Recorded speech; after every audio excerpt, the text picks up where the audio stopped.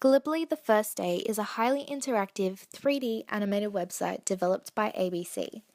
It is aimed at Stage 5 students in correspondence with the Border Studies Required Depth Study 3 of Australians at War.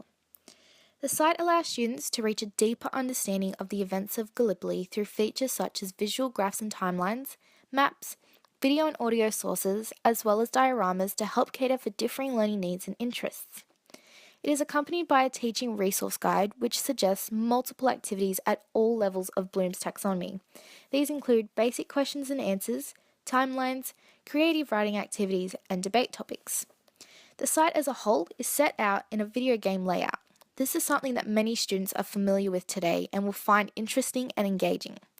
For students who are struggling, there is a video guide to help them along, and the video game layout allows students to navigate at their own pace, which encourages student direction and self-regulation. The site is divided into 4 main sections: Anzac Landing, Campaign Overview, Profiles, Video and Audio. These 4 sections are skillfully ordered in a way that allows students to continue to build on their knowledge and then finally reach a stage of critical analysis. The Anzac Landing is broken down using an interactive timeline and map, which allows students to gain an understanding of what it was like to be there at the time.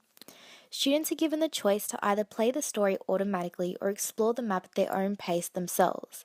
This allows students to develop their geographical skills and knowledge in a relevant and enjoyable way by providing them with the link between the skills that they would use in a normal video game and those that they would use in the real world. This section sets up the foundational background knowledge that they'll need in order to reach a higher order level of thinking. The campaign overview is less interactive and is more of a brief summary on the attacks, landings, battles, and final evacuation. This is in the form of a timeline. The timeline provides multiple perspectives, including those of the British and French. The profile section continues to provide students with multiple perspectives, as is highlighted as a key concept within the syllabus. The personnel section includes real photographs and diary entries of Australian, New Zealand, British and Turkish soldiers.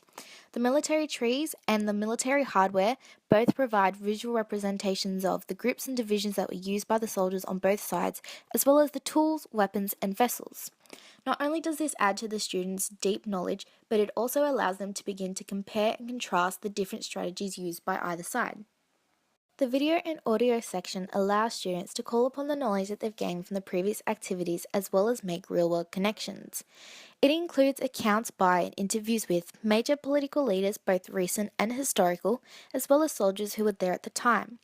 This activity supports learning across the curriculum in areas such as ethical thinking, intercultural understanding, and creative and critical thinking. We found this site to be highly effective in its ability to encourage deep knowledge and understanding, higher order thinking and student engagement, all while encompassing multiple syllabus outcomes. The artifact would be very helpful in teaching the content of scope and nature of warfare, as a starter for Australians fought in both wars, and to explain how and why Australians commemorate the wars. Some points to consider for teachers may be that the video-like setup would take away from the significance of the historical content delivered. Consideration of students' family history and culture is also necessary in order to ensure sensitivity and appropriateness.